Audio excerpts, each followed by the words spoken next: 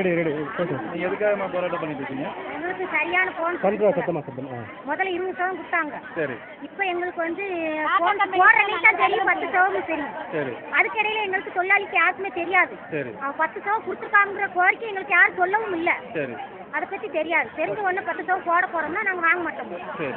வாங்க மாட்டோம் சொன்னதுலேருந்து 2 நாள் கோரிக்கை நடத்திட்டே இருக்கோம். 10 சதவீதம் போனஸ் உங்களுக்கு 10 சதம் போனஸ் போடுவோம்னா ஒரு ஆளுக்கு 3000 வச்சு தான் கிடைக்கும். 3000 தான் கிடைக்கும். 3000 வச்சு தான் கிடைக்கும். 3000 வச்சு இந்த சந்தையில் கொடுக்குற அரிசியே 3000 சொல்கிறான். சரி. அப்போ நாங்கள் அதை பிடிக்கவா இல்லை சாப்பிடவா நல்லது கிட்டது பார்க்கவா ஒன்றும் கட்டுப்படி ஆகாது. எங்களுக்கு 20 சதம் போனஸ் கண்டிப்பாக கொடுத்தாகணும். ஆமாம் கொடுத்தாகணும். 21 கிலோ எங்களை வெட்ட சொல்லுவான். அவன் பின்னாடி வந்து ஆளுகளை ஏவி சங்கல் மாதிரி எல்லாம் ஐயா மாதிரி எல்லாம் அரைச்சி அடாதடியாக வேலை வாங்குறான். வாங்கி எங்களை 50 கிலோ 100 கிலோ வெட்டுவோம். வெட்டிட்டு எங்களுக்கு 22 கிலோ சம்பளத்தை தான் எடுப்பான். அந்த 30 கிலோ சம்பளத்தை அவன் மேனேஜ்மெண்ட்டை அனுப்பிக்கிறான். அனுப்பிட்டு நாங்கள் கேட்டோம்னா ஹிந்தி வந்தால் மணிக்காசு போடுறேன் நியாய பேய அப்படின்னு பேசுறாங்க. பேசிட்டு நாங்கள் சொன்னோம்னா சரி பயந்துட்டு நமக்கு இதான் பண்ணி அப்படின்னு சொல்லி நாங்கள் வேலைக்கு போவோம்.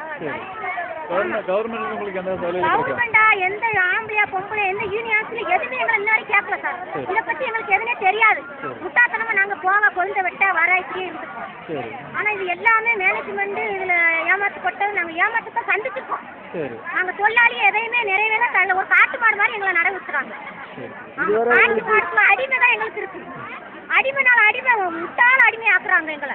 இதுக்கு சரியான கோரிக்கை தயவு செய்து இதை பார்க்குறவங்க எங்களுக்கு நிறைவேற்றி கொடுக்கணும். கேரளா மக்களுக்கு ஒரு நல்ல போராட்டம் கிடைக்குது. உயிர் விடுற அளவுக்குனாலும் நாங்கள் போராடுவோம். வந்து இந்த போராட்டம் விட மாட்டோம். எங்களால் உயிர் விட்டாங்க. எங்களை நம்பி தமிழ்நாட்டில் எத்தனை காலேஜில் கஞ்சிலாம் பிள்ளைங்க இருக்கு. இவன் கொடுக்குற கோரிக்கை வச்சு நாங்கள் எப்படி பிள்ளைகளை பார்க்க முடியும்? இது பார்க்க முடியுமா சார்? முடியவே முடியாது. நாங்கள் ஆஃபீஸா போயிட்டு ஒரு மேனேஜ்மெண்ட்டில் அவன் ஏசி காரில் எங்கேயோ போய் பறந்துட்டான். எங்களுக்கு பதில் சொல்ல எந்த கோரிக்கையும் வரல. எங்களுக்கு ஏன் போராடுறோம்னு கேட்க கூட நாடு இல்லை. கஞ்சி இல்லாமல் நடு ரோட்டில் கிடக்கும். எங்களை மாதிரி தொழிலாளிகள் தான் ஒரு டீ வாங்கி கொடுத்து நாங்கள் காலையில் வந்து சாப்பிட்டுப்போம்.